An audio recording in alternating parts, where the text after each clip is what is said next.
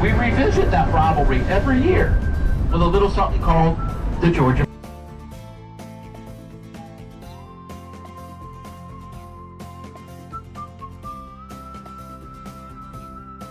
Unusual.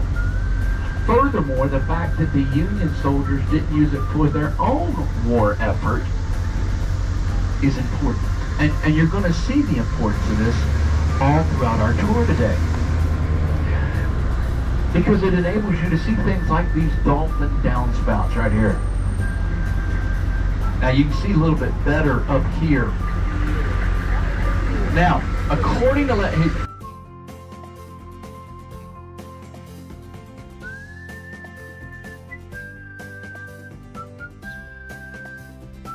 we take St. Patrick's Day in Savannah very seriously. As a matter of fact, we have the second largest St. Patrick's Day celebration in the country, right behind New York City. Now wait a minute. I know some of you from Boston or Chicago might have something to say. All right, so let me clarify this, okay? Savannah has 175,000 people in our city population. On St. Patrick's Day, it's somewhere around 800,000. 4 times our city population, all crammed into our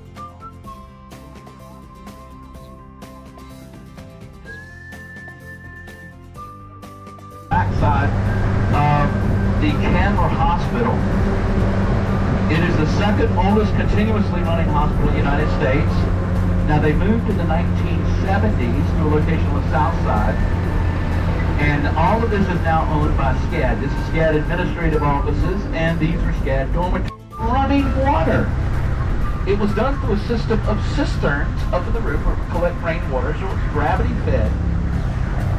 Now, the only question that I have about this is you've got the first home. It was added about 40 years ago, and all of that in red brick, believe it or not, is over the water, over the river. Now the river at this point is about 350 yards wide. It is about 50 feet deep. It is what is called a tidal river. It's really embarrassing to think part of the boat down here, you know? But it is actually the natural border in between the states of Georgia and South Carolina. Now that is not South Carolina. The road, when they laid out the first part of the road, it is a very winding road over there on the island. So much so, believe it or not, we've had Formula One races over there. And they even filmed some of the scenes for Ford versus Ferrari over there. Now Florence lived with her brother out at the mouth of the river. He was a lighthouse keeper, and what she would do is she would take a towel during the day and wave to every ship that would come into port. At night, she waved a lantern. She became known as Savannah's waving girl. Now, the legend goes, that's how you build a building. You take a little bit of red brick, gray brick, cobblestone, ballast stone, put it all together and make a building. Isn't that kind of cool? Oh, and believe it or not, that's the Chart House restaurant. Oh yeah. Oh yeah. Oh, listen. When you go inside, it's even cooler because a lot of the ceiling beams and the floor beams are reconstituted timbers from ships that they dismantled because they were no longer seaworthy. It really is a fascinating inside of it. And this brings us up to stop number 13.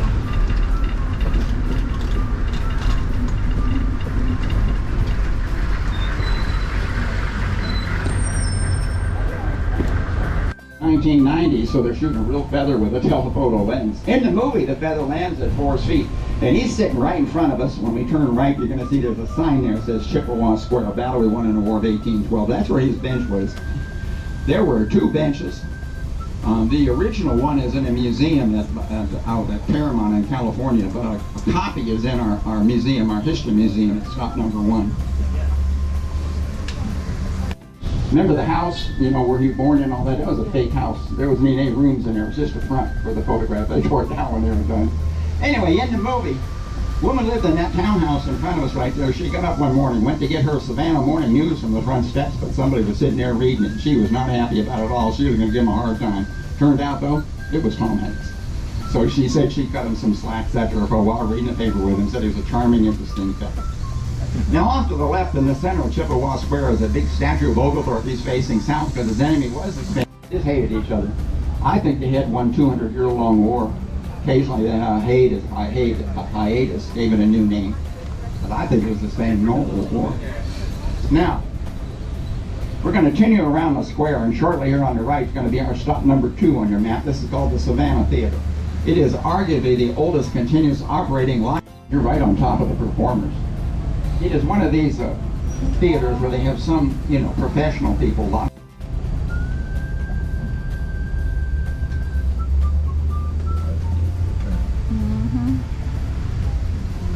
Now, folks, there are a lot of movies shot here in Savannah, but they're not all big hits like Forrest Gump. Let's say SpongeBob on Dry Land was shot here, on Broughton Street, by the way. Also, Magic Mike XXL was filmed here. Matter of fact, there's one scene where there were 700 unpaid Savannah women extras in that scene. You can all figure that out without my help here, I'm sure, by the way. Another movie filmed here, too, was called Something to Talk About. It starred Julia Roberts. Now, we all know Julia Roberts. She's a big star. But in that movie, she's looking through the window of this restaurant I'm going to point out as soon as we turn right here. It's called the Sixpence Pub. It's got a British theme. You don't have to have reservations. It's very nicely done. Gets good reviews on Yelp. But anyway, also they have a British phone booth out front. People like to get the picture taken in front of the phone booth. Anyway, in the movie, Julia's looking through the window of this restaurant, and her husband's in there played by Dennis Quaid. But folks see with another woman he's cheating on her. Very, very unpleasant scene in that movie. Of course, a couple years ago, one of my writers said, Mike, I know why that movie wasn't very popular here in Savannah. I said, why is that? They said, well, you think about it. It says, now, any movie whose basic plot line is you're married to Julia Roberts and cheating on her, it's not believable. This is a pretty woman. Nobody's going to buy that plot line. The guy sitting next to him said, yeah, he said, it's a badly cast movie. Anyway. Off here on the right, the next building, second building coming up here on the right, looks like got arches over the windows. That was the very first Ford dealership here in Savannah. I want to take a close look at the doors on the way by. I want you to notice how narrow the doors are. They used to actually drive the Model Ts in and out of those doors. You know, nowadays we forget how small Model Ts were. Model Ts were about the size of a modern day golf cart, not even a very big golf cart for that matter. Right now you take a look, just imagine Model Ts coming out of those doors. Pulling in now to our stop number 3. This is a real weed house, supposed to be the most haunted building in all of Savannah. But you guys can all keep your wallets in your pants pockets. We'll buy it as we go around the square. That building right over there, that's the Green Mildred Mansion. Now you might remember from that movie, Gone with the Wind, General Sherman burns down Atlanta. He's on his way down to Savannah. They're scared to death he's going to burn down Savannah. So the guy who owned the building coming up here on the right, Charles Green, he let Sherman use it as his headquarters. Now Green, he is a very smart guy. The Confederate troops are defending the city. They abandoned the city. So Sherman didn't have to shoot his way in. I think if he had to shoot his way in, it would have been burned down. Now this church off to the left right here, this church, this is a Methodist church. Well, when Sherman got here, why, he was famous for melting down church bells to make bullets. And the women in this church right here, they weren't very happy about this. So they, every time he stepped out of the building here on the right, they sounded their bells really loudly. As a matter of fact, pretty soon every church in town started to do the bells at the same time. Sherman didn't like it very much, so he complained to Abraham Lincoln. But Lincoln sent him a telegram, said, Dear General Sherman, please leave the women of Savannah and their bells alone. Through the front window right now, kind of a red brick building there. That used to be an armory building, built in 1892. Now, however, it's the very first building purchased by the Savannah College of Art and Design back in 1978. This is their student admission building. But I want you to look off to the left. See those two cannon on each side of the door? The school found those cannon in the basement when they bought the building. Now those cannon are from the War of 1812. Well, they brought them up, strapped it to the front of the building. I think it was a really nice touch for a building. It used to be an armory building. You know, that school is very conscientious about trying to make sure all the buildings they have here in Savannah are made to look like they belong, you know, fit right in. On the left and the right now, here's Jones Street. Southern Living magazine says Jones Street's the most beautiful street in Savannah for you to walk up and down. Take a look at all the beautiful... The Cashman got killed right here at the siege, the Battle of Savannah. Turned out to be our second worst defeat in the entire Revolutionary War. As a result of that defeat, Georgia was the only one of the original 13 colonies still in British hands when the British finally abandoned New York City back in 1783.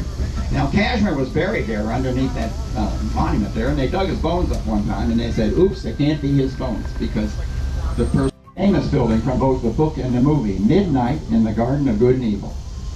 This is where Jim Williams shot and killed Danny Hansford. Now, you know, in real life, the guy was tried 4 times, finally acquitted. Always said he shot Danny in self-defense. But then, listen, a year later, he fell dead in the same room that Danny died in. Actually died on the same carpet. Kind of creepy, but true. That book, Midnight in the Garden of Good and Evil, it was on the New York Times bestseller list. It's still record to this day, 216 weeks. It's a really good book, everybody. It's funny, too. I tell people if you haven't read it before, you should read it again after you've toured Savannah. Get some visual imagery to go along with it. Right. Coming up here on the right is going to be a white brick building. It's an Armstrong Kessler mansion, built in 1919, 23,000 square feet. Biggest mansion in Savannah. This guy, Richard Kessler, bought it a couple of years ago. Spent a fortune making his own home. He lives there. This is Richard Kessler's home right here off to the right. Kessler owned several 5-star hotels in Savannah, more around the United States. Interesting guy, though. There was a big article in the newspaper when he in the South. You're not supposed to be rude. You can be catty, but you can't be rude. We'll be rude to tell people it's time to go home. You're supposed to figure it out. In case they're too drunk, they might notice that pineapples are missing from the pedestals. Non-verbal message, time for people to go home. I suspect you've heard this expression, bless his heart, bless her heart. There's a trick to it. You gotta look at the face of the person saying it. On the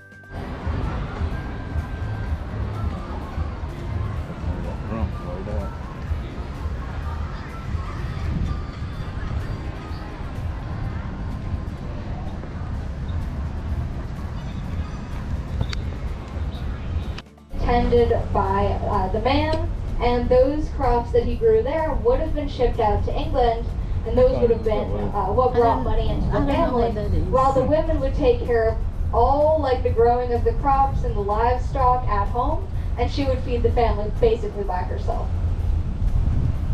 Great. Okay, so this parking garage, all the parking garages in the city have a history.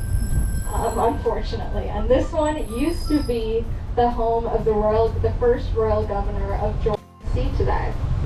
All right, who remembers when I was talking about iron and how that was like a sign of wealth? Well, if there is a house to talk about that, it's the Kehoe House. Kehoe House was built by a man who owned an ironworking business, and every single detail down to the stairs is made by iron. So it was one of the grandest, most expensive homes in the city. It's now an inn, but I want you to notice how it's on the western side of the square. What does that mean? That means it's on the trustees lot, which is why it's so big and so grand compared to the houses in the tithing lots that we just saw. Okay, so this is these right here, these are the tithing when this was built. They've also got a carriage house. Pretty interesting to walk around. That's that little one back there. And this is stop number 9, I believe. No, this is stop number 8. Alright, stop number 8, Owens is right over here, to the left, or to the right. Left. Where this CVS is here, that actually used to be the jail. Not the exact building, of course, but where this CVS was jail. Now, if you also look through here to the left, we've also got the first Chatham Bank over here. This is not the first bank in Savannah. We're going to see the first bank in Savannah earlier. Remember James Haversham? He started the first bank in Savannah. It's actually the Bank House. Ooh, okay, so this is our next stop. This is stop number 9. And this is the Telfair Academy. So the Telfair Academy is one of the first 10 art museums in the South. And this building was originally the Telfair. It was rebuilt in around 1912. The original building would have been from like the 1790s. Okay, now we're in Johnson Square, and you can see those 2 fountains right there. A very interesting story about that. Those fountains used to be community ovens. So back when there was only 114 people in Savannah, all their houses were made out of wood. They couldn't have fire in their houses if they're made out of wood. So we had 2 huge community ovens in Johnson Square. And remember when we went through Green Square earlier, Nathaniel Green, that's named after? Yeah, his,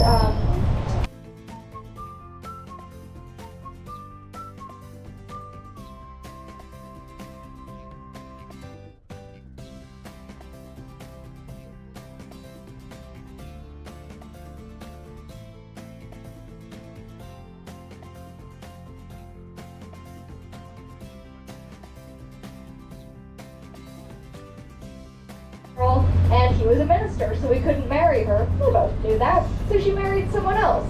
And he did not like this. So much so that when she came to church one day, he refused her communion. And everyone in Savannah got very, very, very angry about that. And the outrage was so big that he actually had to flee Savannah.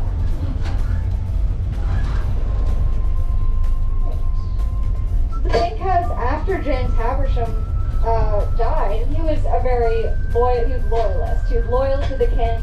This was right before the American Revolution. And after he died, it was taken over by his 3 sons, who he really disapproved of. His 3 sons were Sons of Liberty. So they would host meetings with other Sons of Liberty in the house of their father, who hated the Sons of Liberty with like a burning passion. A mile, turn left onto East Broad Street.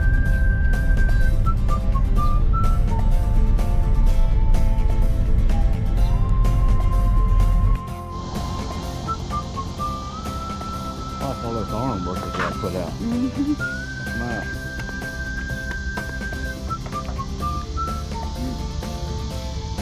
Really.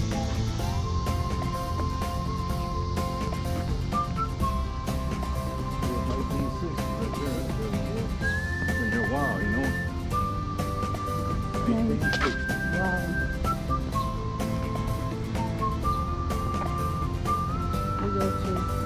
more. Come on.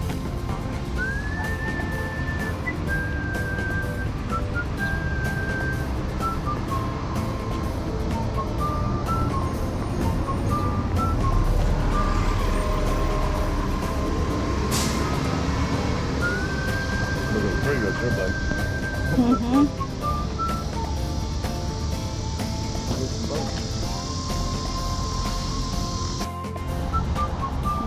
1853, that was built.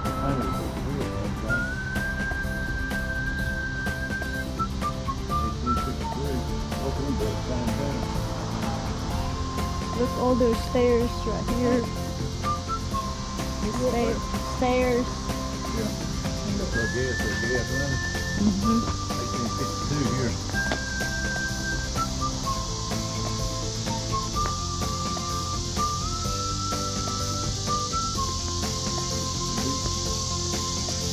Been there a while, man, it's like Mm-hmm.